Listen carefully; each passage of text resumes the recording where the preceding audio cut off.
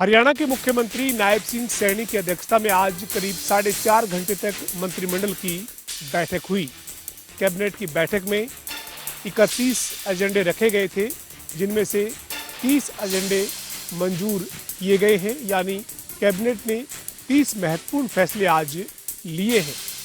बैठक के बाद हरियाणा के मुख्यमंत्री नायब सिंह सैनी ने कैबिनेट में लिए गए फैसलों की जानकारी दी। मुख्यमंत्री नायब सिंह सैनी ने कहा कि आज की मंत्रिमंडल की बैठक में सबसे बड़ा जो फैसला लिया गया है वो सेना और सीआरपीएफ के जो शहीद हैं उनके आश्रितों को जो अनुग्रह राशि 50 लाख रुपए दी जाती है उसे बढ़ाकर 1 करोड़ रुपए किए जाने का फैसला किया गया है। मंत्रिमंडल की बैठक में ईडीसी का जो शुल्क है वो हर साल 10% बढ़ाने की नीति पर भी मंजूरी दी है। इसके अलावा कैबिनेट की बैठक में सीईटी के जो अभ्यर्थी हैं उनको एग्जाम में बुलाने का जो नियम पहले 4 गुना का था उसे 10 गुना किए जाने को भी आज मंजूरी दी गई है। कैबिनेट की बैठक में हरियाणा लोक सेवा आयोग में ग्रुप ए और बी की जो भर्तियां हैं उसके लिए आधार कार्ड को अनिवार्य किया गया है, उसकी प्रामाणिकता को माना जाएगा।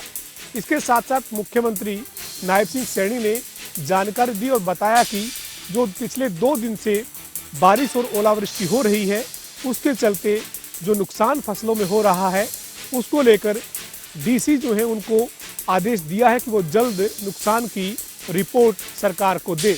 मुख्यमंत्री ने कहा कि इसके बाद ई क्षतिपूर्ति पोर्टल खोल दिया जाएगा और किसानों का जो नुकसान हुआ है उसकी भरपाई की जाएगी। कैबिनेट की बैठक से पहले हरियाणा के मंत्रिमंडल ने देश के पूर्व प्रधानमंत्री डॉक्टर मनमोहन सिंह के निधन पर शोक व्यक्त किया और उन्हें श्रद्धांजलि दी। इसके साथ ही हरियाणा के पूर्व मुख्यमंत्री ओम प्रकाश चौटाला के निधन पर भी मंत्रिमंडल ने शोक जताया। भारत के पूर्व प्रधानमंत्री डॉक्टर मनमोहन सिंह का अंतिम संस्कार हो गया। हम आपको बता दें कि इस अंतिम संस्कार में भारत के राष्ट्रपति द्रौपदी मुर्मू, भारत के प्रधानमंत्री नरेंद्र मोदी, उसके अलावा भी कांग्रेस की जो पूर्व में अध्यक्ष रही है और सीपीपी चेयरपर्सन सोनिया गांधी, इसके अलावा राहुल गांधी और तमाम बड़े दिग्गज नेता मौजूद रहे। हम आपको दिखाएं, निगम बोध घाट पर ये अंतिम संस्कार होता हुआ नजर आया। 11:45 का समय था जब अंतिम संस्कार जो है होना था। आपको बता दें कि मनमोहन सिंह का जन्म 1932 में पंजाब में हुआ था।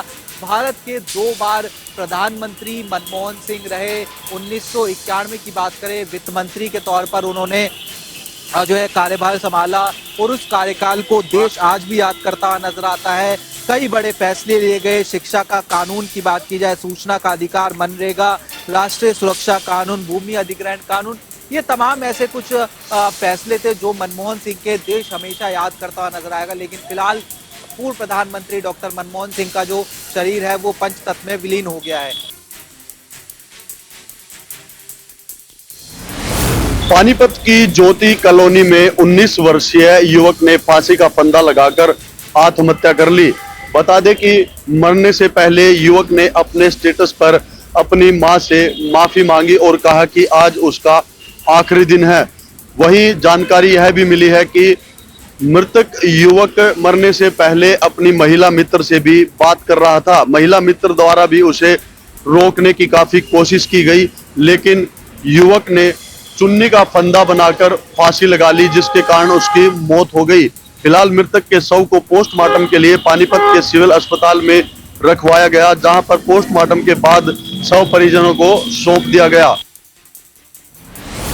हरियाणा के पूर्व मुख्यमंत्री रहे ओम प्रकाश चौटाला के निधन के बाद आज फरीदाबाद के सेक्टर 11 में उनकी श्रद्धांजलि सभा जो है वो आयोजित की गई। इस मौके पर ओम प्रकाश चौटाला की अस्थियों को लेकर उनके पोते अर्जुन चौटाला फरीदाबाद पहुंचे। इस मौके पर सभी कार्यकर्ताओं ने ओम प्रकाश चौटाला को श्रद्धांजलि अर्पित की। इस मौके पर मीडिया से बातचीत करते हुए ओम प्रकाश चौटाला के पोते अर्जुन चौटाला ने बताया कि ओम प्रकाश चौटाला सिर्फ एक जिले के नेता नहीं बल्कि पूरे प्रदेश की जनता के नेता रहे हैं और ऐसे में सभी लोग जो है वो उनके साथ जुड़े हुए थे और इसी को लेकर हर जिले के अंदर उनकी अस्थियां ले जाई जा रही है। जो लोग उनके निवास स्थान पर उस समय पर नहीं पहुंच पाए थे तो उनके लिए अलग अलग जगहों में जो है अस्थियां ले जाई जा रही है ताकि वो लोग भी उनकी श्रद्धांजलि सभा में जो है वो कहीं ना कहीं शामिल हो सके। इसी के साथ साथ उन्होंने हाल ही में देश के पूर्व मुख्य प्रधानमंत्री रहे मनमोहन सिंह की मृत्यु को लेकर भी उन्होंने श्रद्धांजलि अर्पित करते हुए कहा कि राज्यसभा में ओम प्रकाश चौटाला और पूर्व जो है प्रधानमंत्री मनमोहन सिंह ने एक साथ काम किया था और एक अच्छे व्यक्तित्व के जो है वो धनी रहे हैं मनमोहन सिंह। साथ ही साथ उन्होंने एक अच्छे अर्थशास्त्री होते हुए देश को एक नई दिशा और दशा देने का काम किया है। कैमला रोड पर स्थित सत्संग भवन के पास इंसानियत को शर्मसार कर देने वाली एक घटना घटित हुई है। बता दें कि एक कलयुगी माँ द्वारा एक 5-6 माह के भ्रूण को गांव कैमला रोड पर सत्संग भवन के समीप सड़क के किनारे डाल दिया।